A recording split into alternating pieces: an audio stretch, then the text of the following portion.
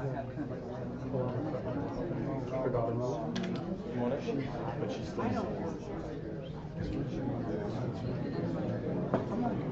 yeah. She has it.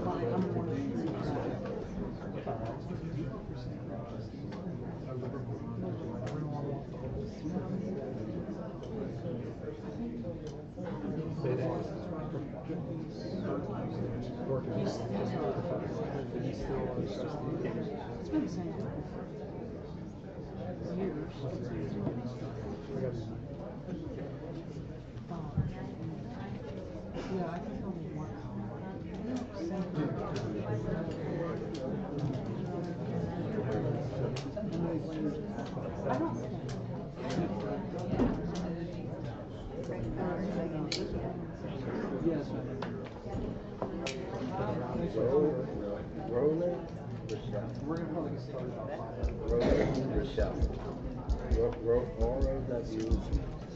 I'm giving Manny the audio control. She said that, she told me that a couple days ago. She said that everybody else said it too. I said, well, since everybody else said it too. Yeah. About that. I don't know. I mean, that's something to make up, right? That's the first thing I should do. That's right, I told her. 17. I told her I got help from Matthew. In my mind, I had changed it about.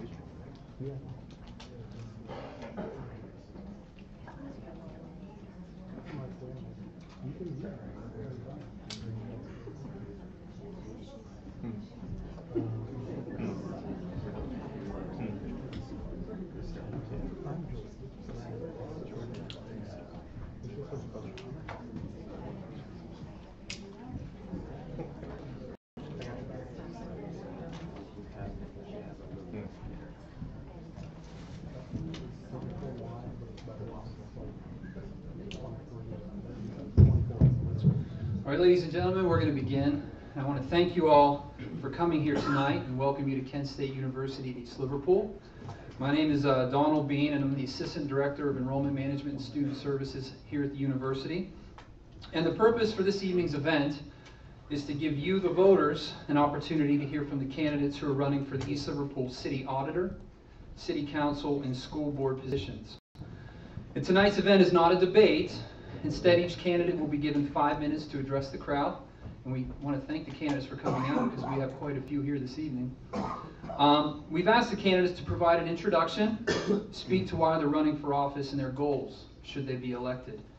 And we recognize this isn't a whole lot of time, as Mr. Peachy, Reverend Peachy pointed out, especially for a reverend. So we want to invite you to stick around after the event to speak to the candidates personally, ask any questions you might have.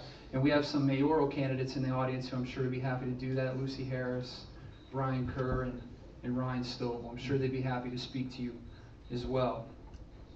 So to begin, I'd like to introduce our MC for the evening. Andrew Arkaraji is a nursing student here at Kent State University, as well as our interim student government president. All right, Andrew, you're up.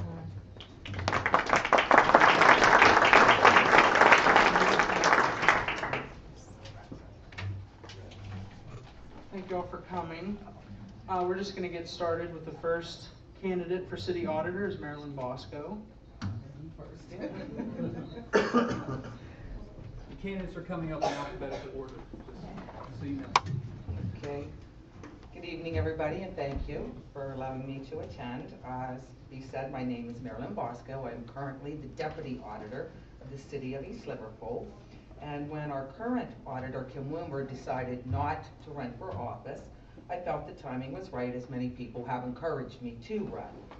I've learned a lot over the years with the auditors. They've taught me so much on how to do my job better. And by doing that, our audits get better, and it's just less complicated. I'm not, let's see. The job of the auditor is to oversee the proper accounting and the budgetary process. And I graduated from Kent State with an associate's degree. It's been a while since I've been here. The city is facing a lot of some difficult times right now, and I'm very familiar with the system. I'm very good at my job. I work well with the county, the state, all the employees. I have an open door policy. I encourage people to come in if they have a question. I've gone above and beyond to help everyone. I've actually even been hired by the City of Toronto to help them in years past when they got the same computer system that we did. And we really had a good relationship, and they helped us as well. I guess that's basically, I have a cash flow sheet that I use to help me determine where we're going to be in the upcoming years. I'm good at, I have payroll, accounts receivables, I'm computer literate. I work well with everyone, so I would appreciate everybody's vote. Thank you.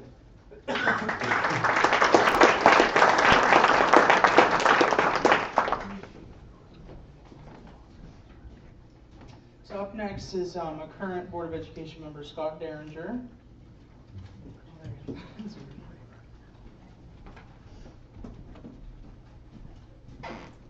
Hi, I'm Scott Derringer.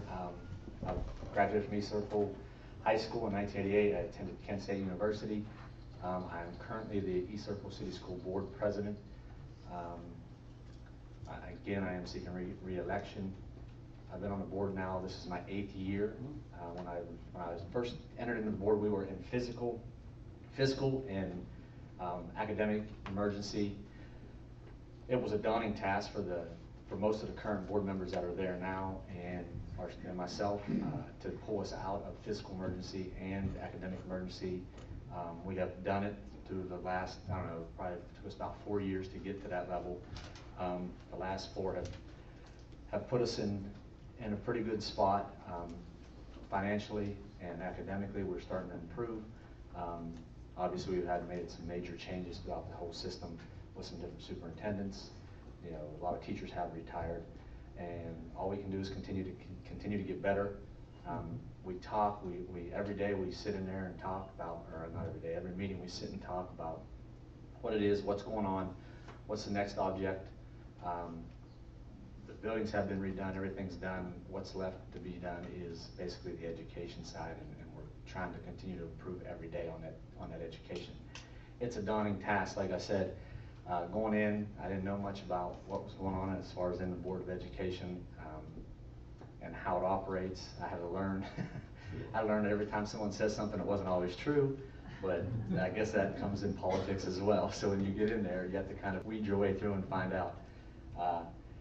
And so now, being able to climb that ladder and figure things out and figure out, you know, who it is, what's going on, where the money comes from. Again, we get a lot of state funding. Most of our money comes from the state, so we get a lot of state funding. So we're looking at the federal budget, you know, if they have one, but you know, through the education, through Columbus, and seeing where our money's coming from, how much.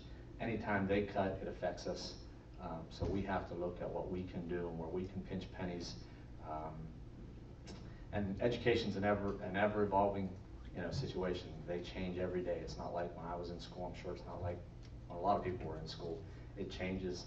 The way kids are taught now changes, so it's something that you have to be willing to adapt to every time. As much as I'm old school and would like to do things in the old way, there's a lot of new way. Technology is huge. It's trying to figure out what's in technology now to, you know, what can enhance our students, how can our students use it, and then you run that fine line of, if you put it all in there, how close are you to getting kids in trouble, you know, when they can access it, because these kids now coming out are very intelligent and they have it at their disposal. So it's fun, it's a tough job, it's a thankless job. I get phone calls, but I try to answer it and be honest to the best of my ability, and again, we just try to improve and keep on improving. I know the current board, we have worked pretty well together. We try to keep improving every time we walk in between the doors and make sound judgments on money, on education, you know, whatever it is, whatever comes to our plate, we try to make sound judgments and coherent judgments on what it is and how it will affect the kids. And like I've always said, if it helps our kids and helps our students, I'll vote for it. If it don't, then I probably won't vote for it.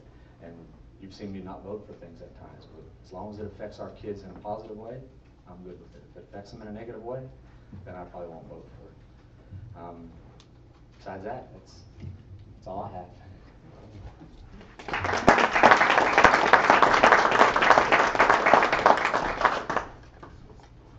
Up next is Mr. Bob Estelle, the current Board of Education member.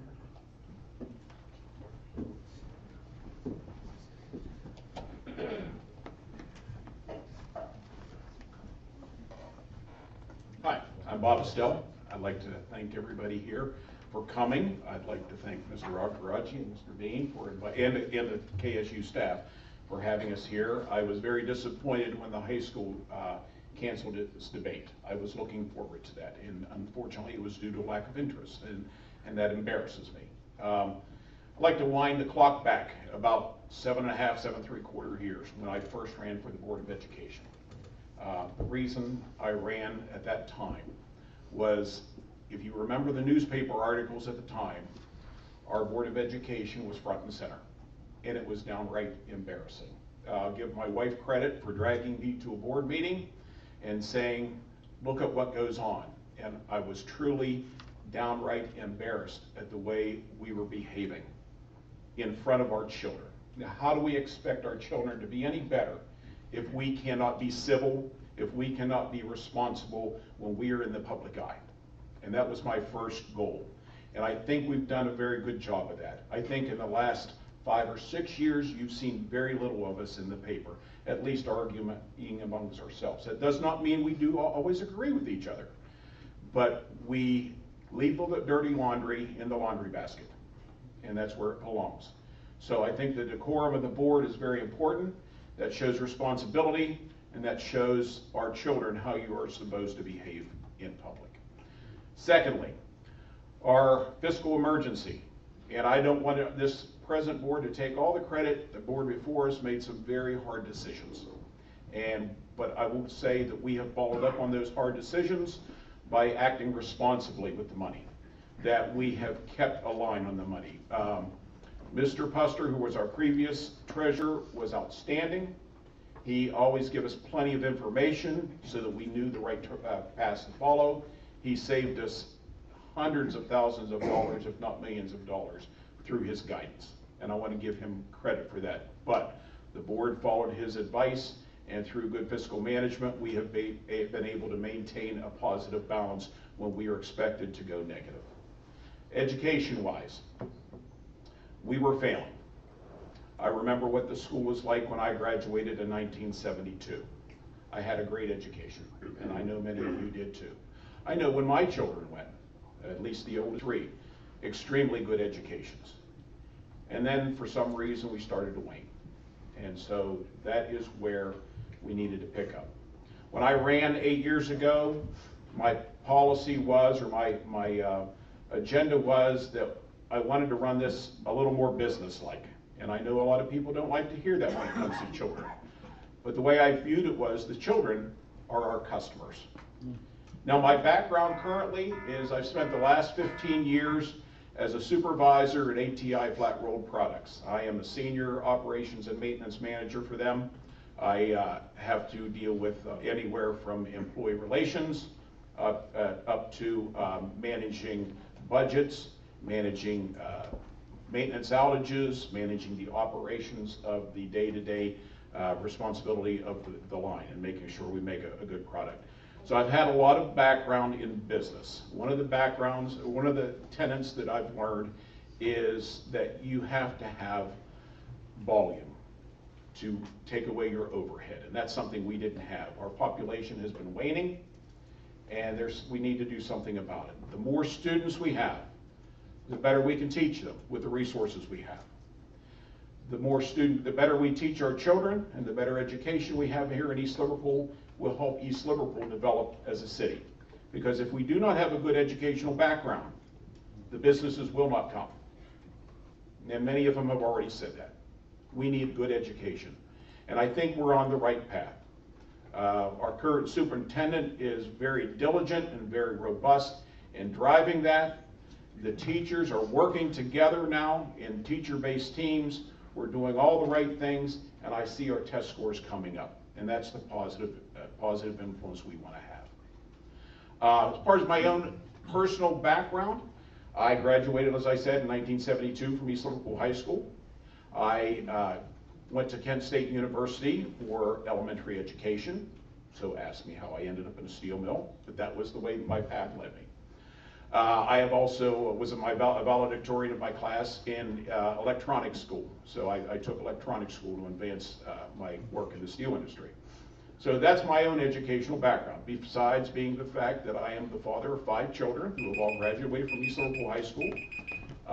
My time's up? Time's up. Okay, I'm sorry. That's okay, thank you.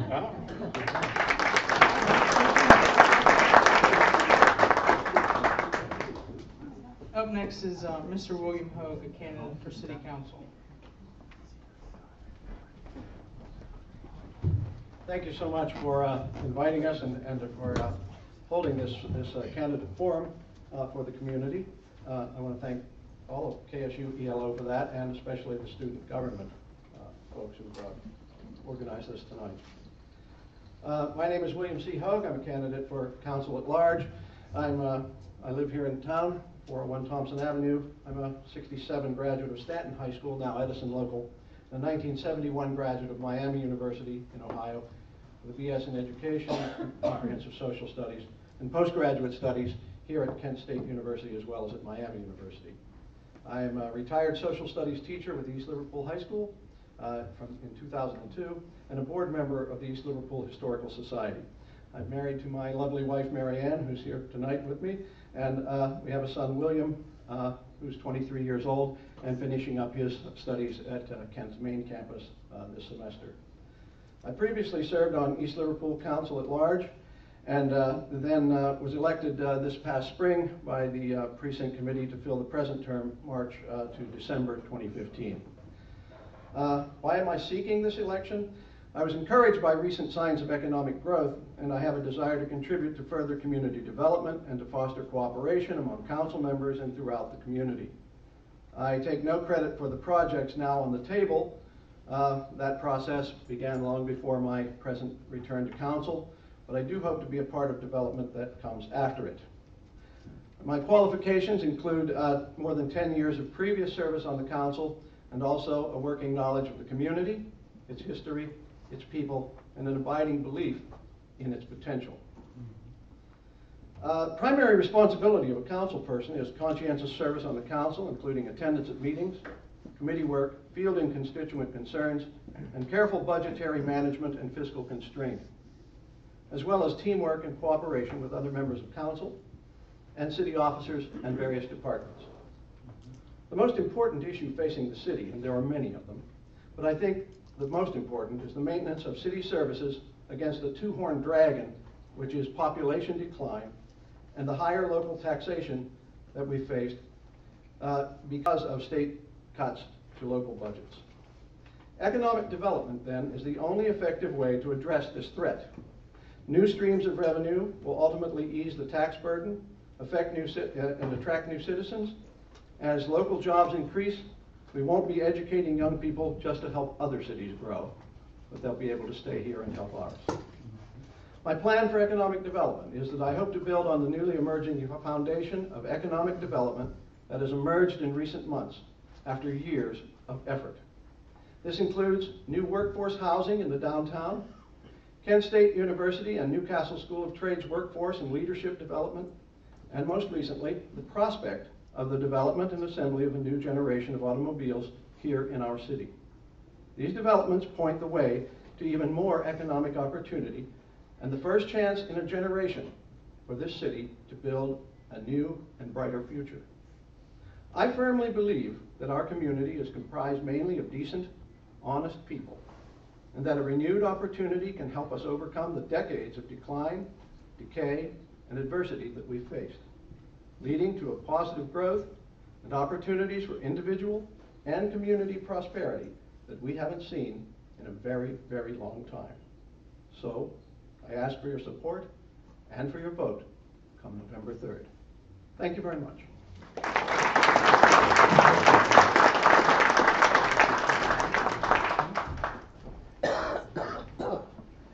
Next up is Mr. John Mercer, a candidate for City Council. Thank you. I'm John Mercer, and thanks for coming tonight to listen to us speak.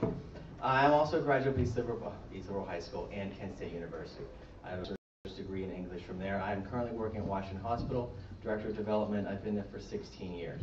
I have about 20 years experience in the nonprofit community, so I feel that that does lend something to the serving on the government. My work at the hospital is for fundraising. I spent a lot of time doing grant writing. For the last 16 years, we've raised over $16 million through grants at the hospital. I know there are things out there. One of my primary responsibilities is working with the local, county, and state governments on those things. So I think that's the strength that I would bring to the office. I serve on a number of nonprofit boards, some here in East Liverpool and in Washington County. 4 years, I was the president of the Teen Mojo Foundation. I'm still serving on that board. I spent 7 years on the Try Again Homes board. Try Again Homes is a family services agency in Pennsylvania and West Virginia. I was 5 years working on the finances and fundraising at St. Aloysius School and Holy Trinity Parish. I'm on my 3rd year of the Pittsburgh Plain Giving Council board. I served as the Emerging Philanthropy Conference chair for 2 years. That's a fundraising conference that takes place in Pittsburgh every year. 2 years at that. This summer I joined the board of the United Way of Washington County, so in my first year at that, and just this past September I joined the Kent State University East Liverpool Campus Advisory Board. So I have a lot of experience working with the nonprofits as well, both as a volunteer and as a professional.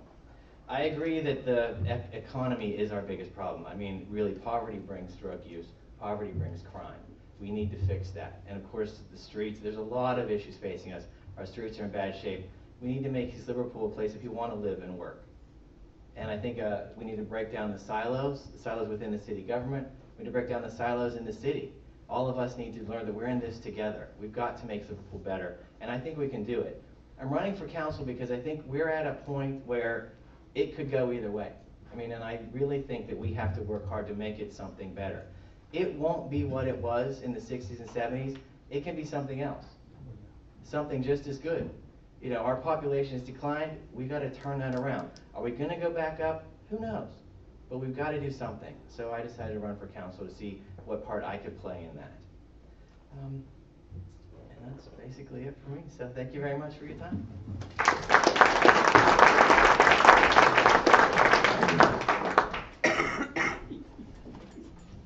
Up next is Reverend Ernest Peachy, a candidate for City Council.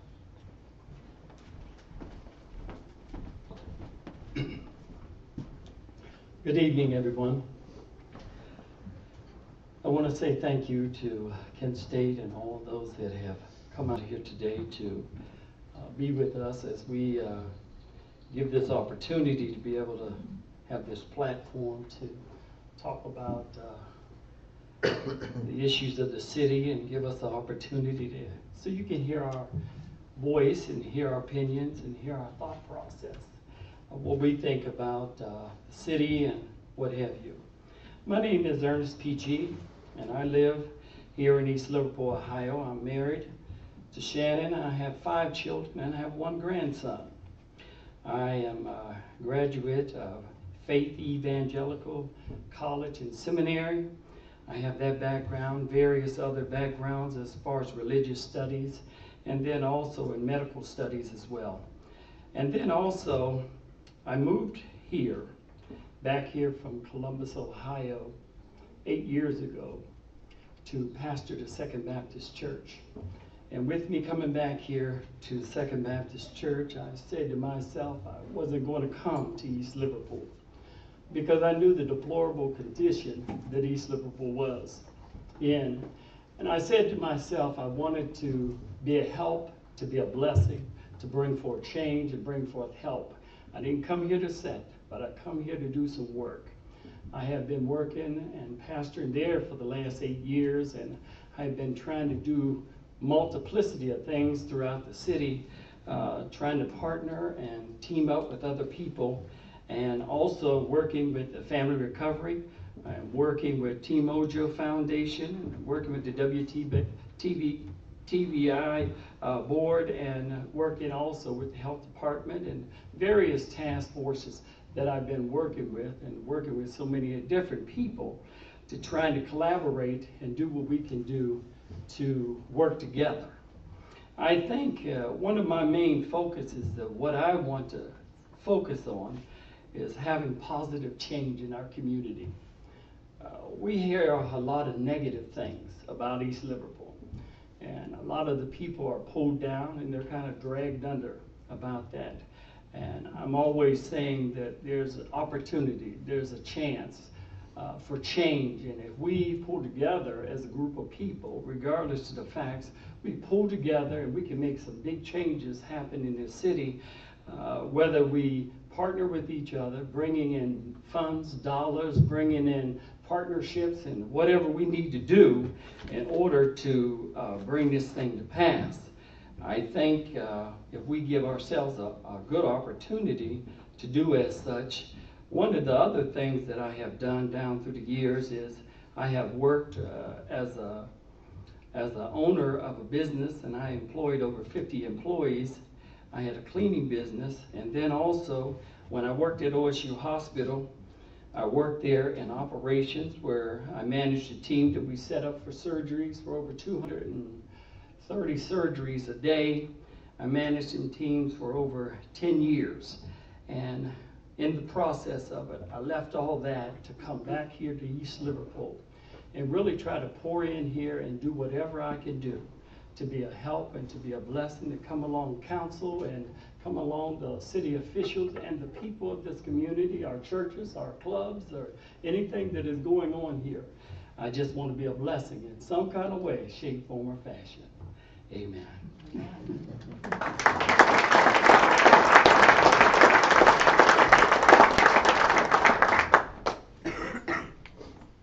Up next is Patricia Person, a candidate for Board of Education.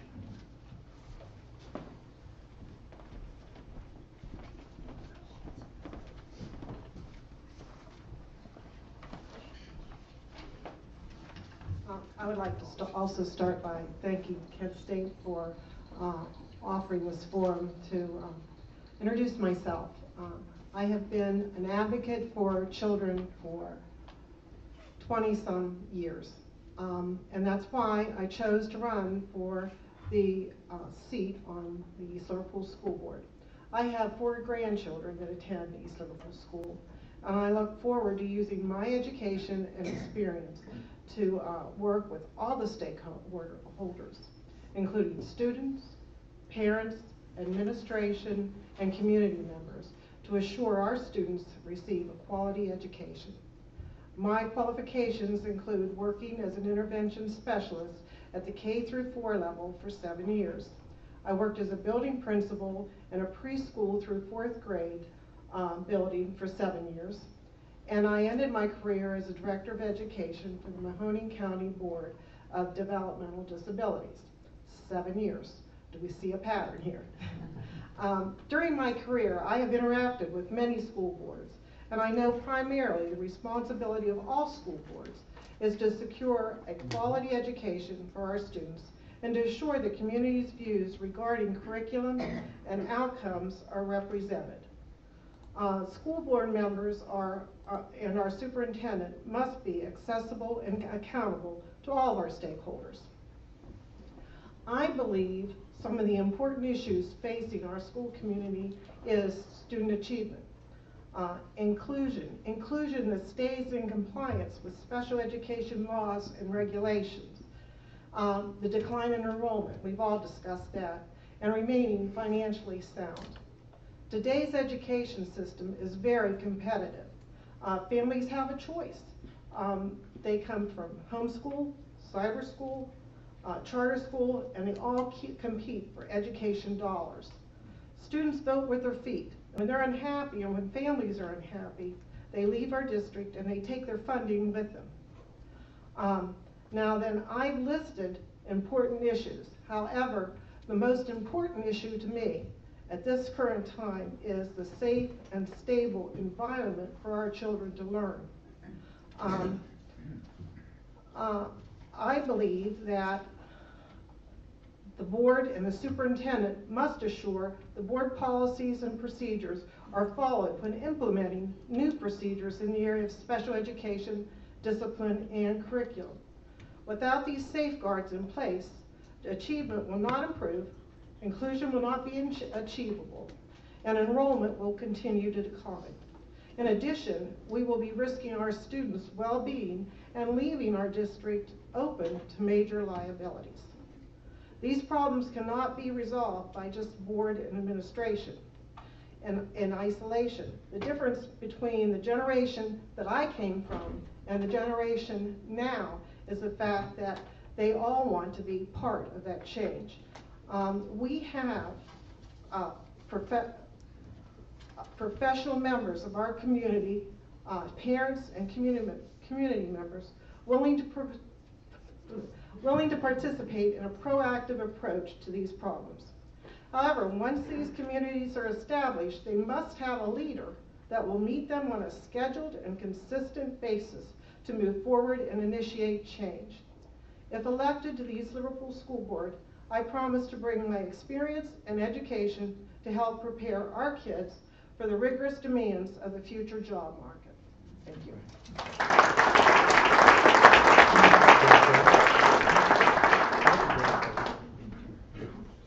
Up next is Mrs. Sarah Porter, another candidate for Board of Education.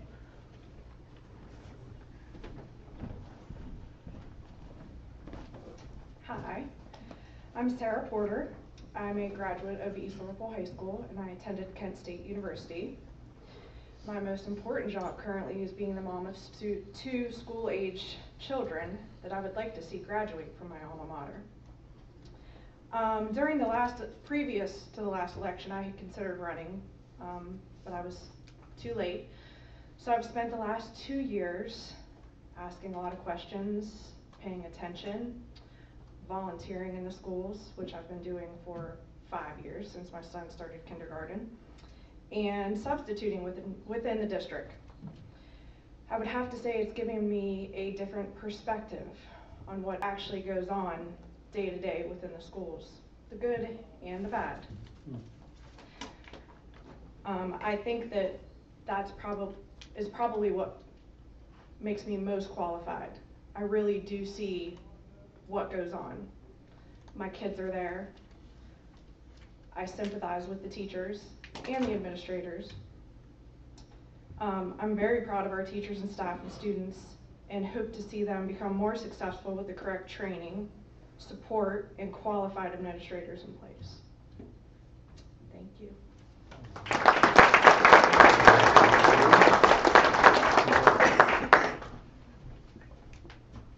Up next is Hannah Spar, another candidate for Board of Education.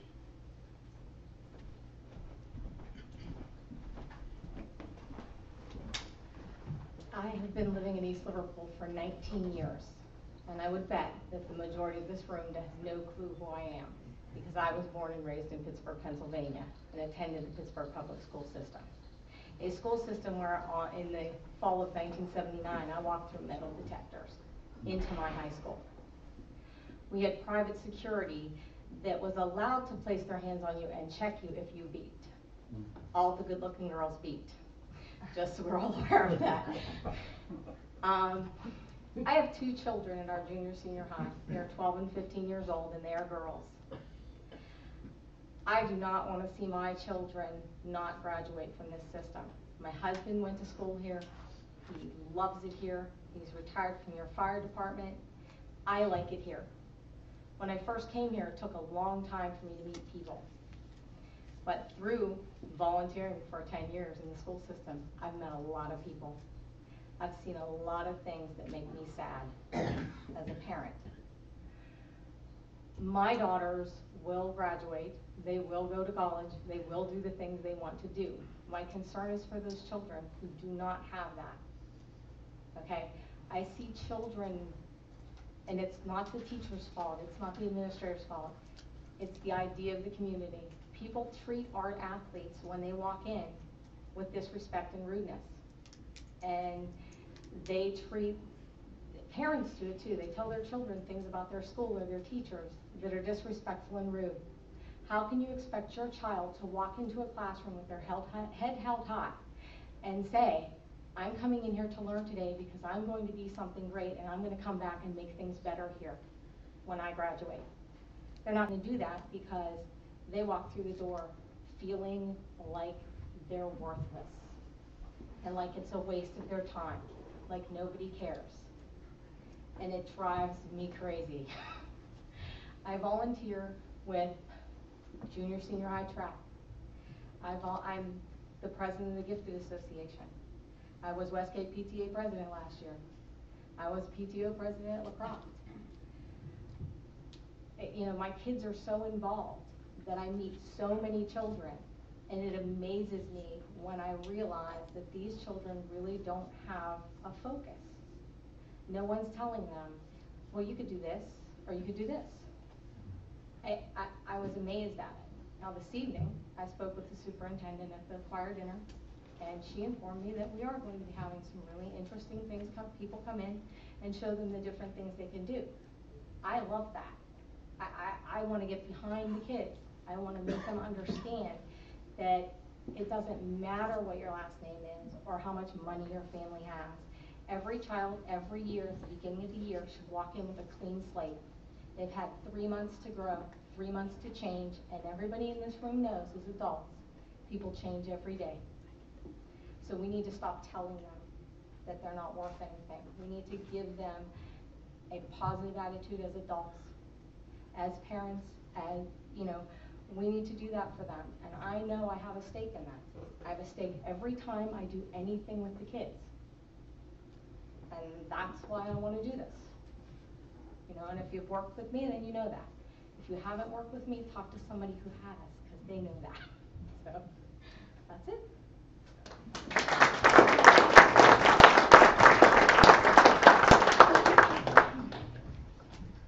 Up next is Terry Sprague, the second candidate for city auditor.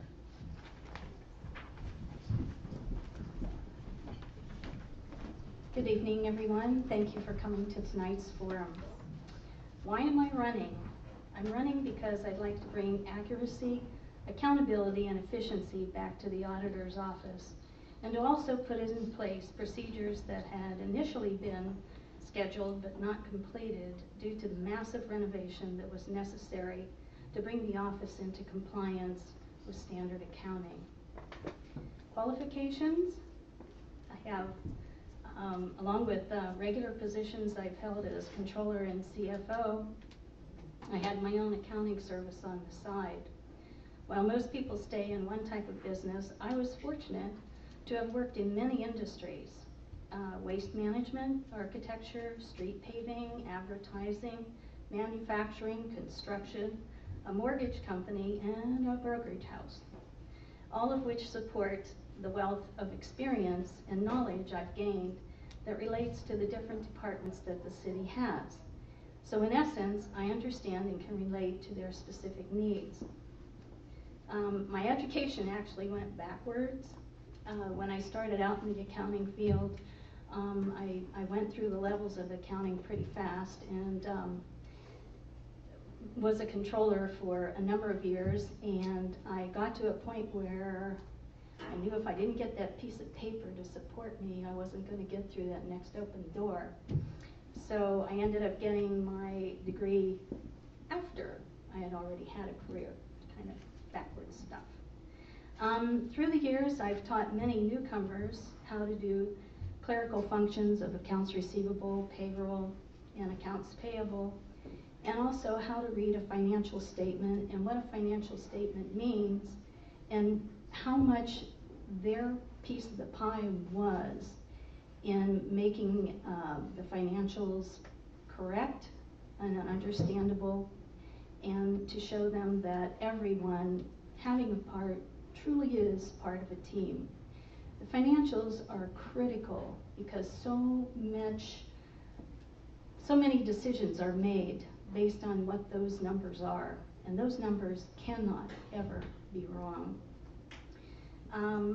I'm also kind of proud. Sometimes accounting can be very boring, and sometimes when you get hard to resolve situations, it's kind of like, okay, this is a mystery. I'm going to get in here. I'm going to follow it. I'm going to clean it up. I'm going to change it. So every once in a while, you get something like that that's pretty beefy, and I enjoy doing that. Let's see, my goals. One of my goals is not to walk into the situation that I walked into in my first term. When I hit the door, I had shut-off notices from Columbia Gas. I had shut-off notice for the police phones. Two months worth of insurance were not paid. And how convenient that Kim Wimmer set up an emergency loan to be put into place if needed. Well, it certainly was needed because those items had to be paid, and setting up that emergency loan put an undue pressure on the already tenuous budget that we had of $17,000 a month. So that was a big surprise for me.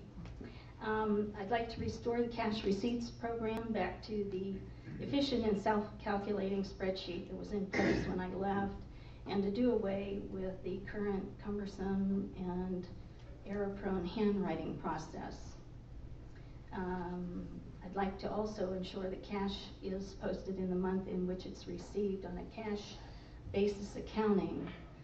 Your books must match your bank statement, and that hasn't always been the case. I'd like to separate the payroll account out from the operating account. Nobody ever combines the payroll account and the operating account. They have to be separate. They're high volume accounts. And of course, payroll has to always be to the penny, absolutely no matter what. So I would bring those two things apart.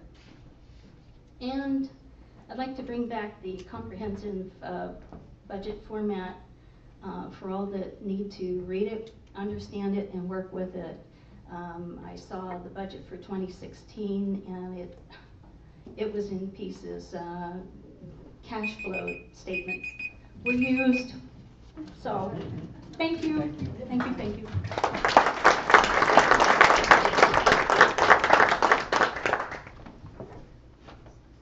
Next up is Mr. Craig Stowers, a candidate for City Council.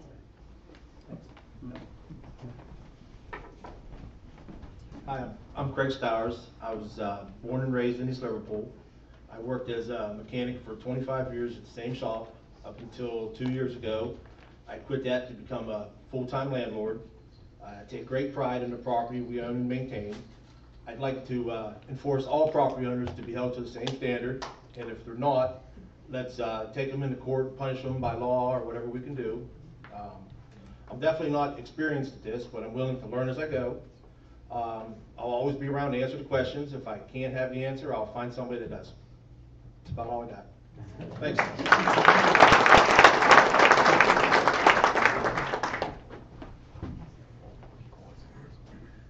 And last but not least is Mr. Richard Wolf, a candidate for Board of Education.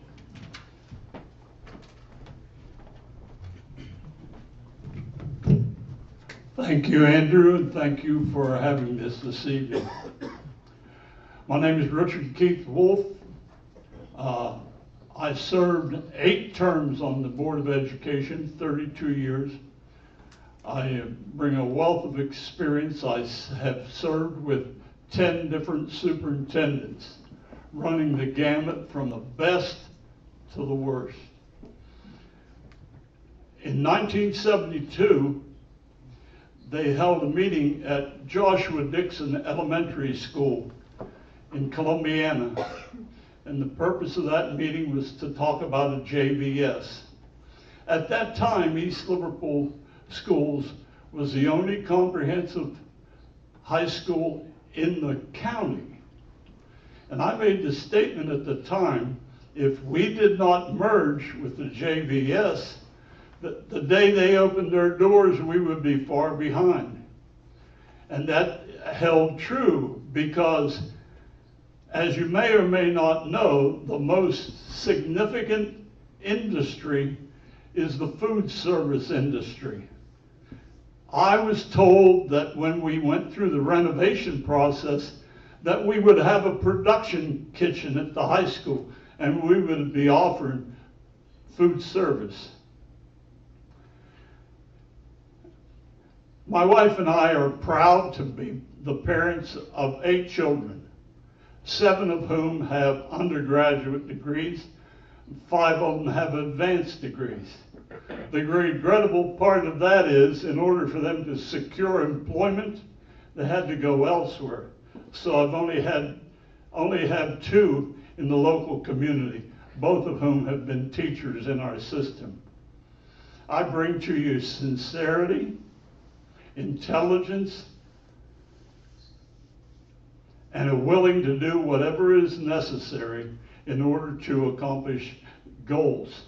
You have to realize something about this community.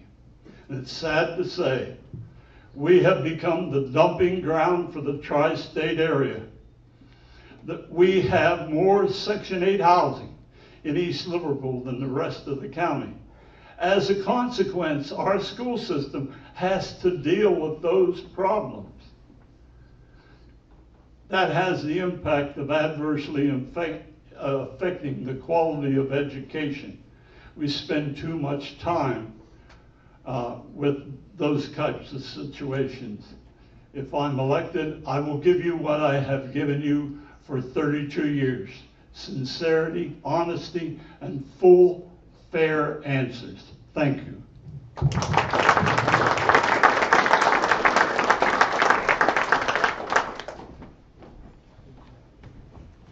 Just want to thank everyone for coming. That was the last of the candidates.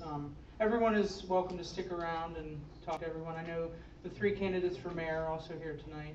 So if you have any questions for them, if they had a debate Saturday night, if you didn't get to make it to that, you can talk to them. But thank you for everyone for coming.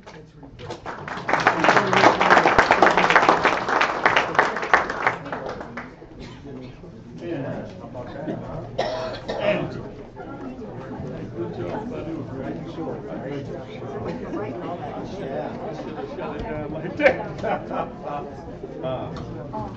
Behave yourself.